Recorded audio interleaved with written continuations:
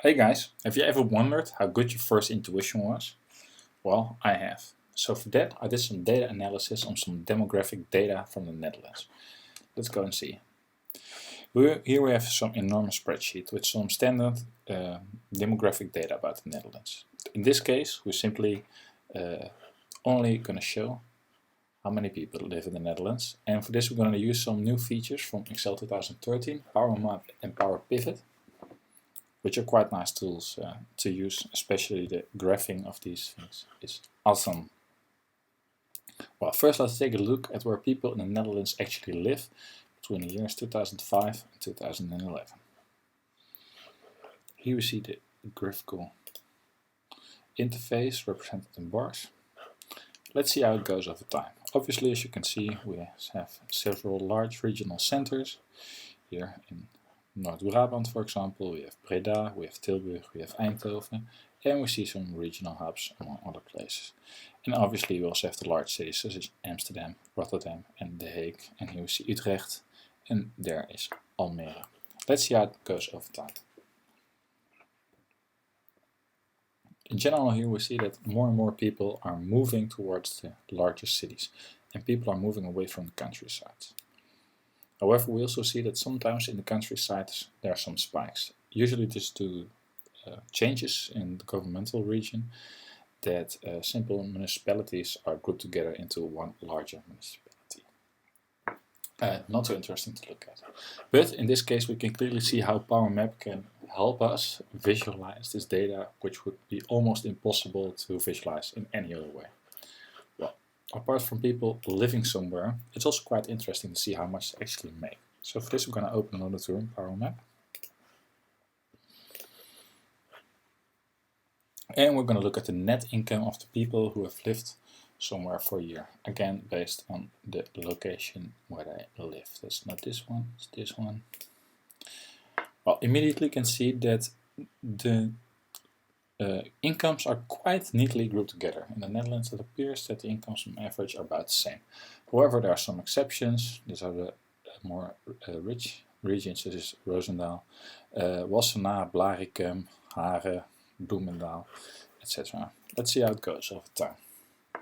In general, here we see that incomes are steadily increasing throughout the years until we hit the year 2008, when the economic financial crisis hit the Netherlands.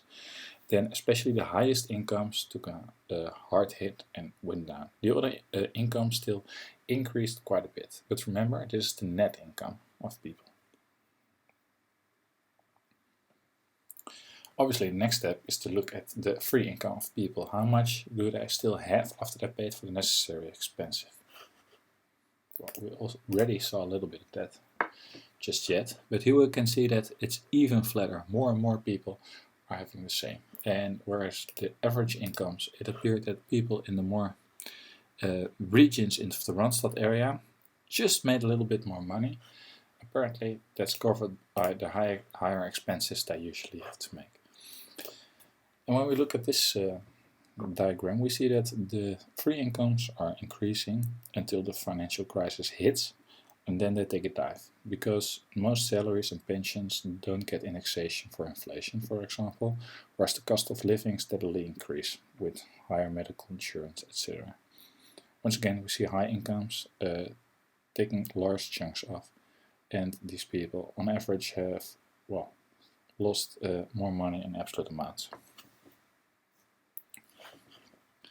And in the end, it's nice to look at what are the economic regions in the Netherlands, and here we simply multiply the number of people having a job with the average free income of those people, and we see the differences. For example, Amsterdam, the wages are relatively high, but also the people make, there are a lot of people. However, when we look into areas as Rotterdam, for example, there are much more people there than in The Hague, but the difference is relatively small because Rotterdam has a lot of low-paying jobs. Unfortunately, in the Netherlands, we don't have that many things, different cities, so we can't take a look at everything.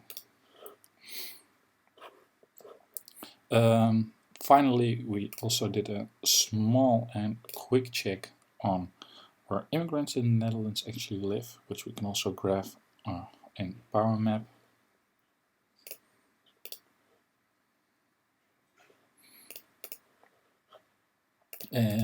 compared to the number of people actually live there.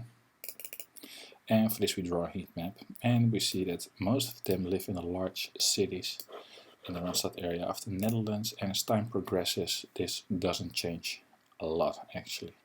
You see that this is fairly steady and stable. This was all I wanted to show you about my research. You can download the entire paper, and if you have any questions, don't hesitate to contact me by Twitter. My Twitter handle is @Rogier Slag. Thank you. Bye bye.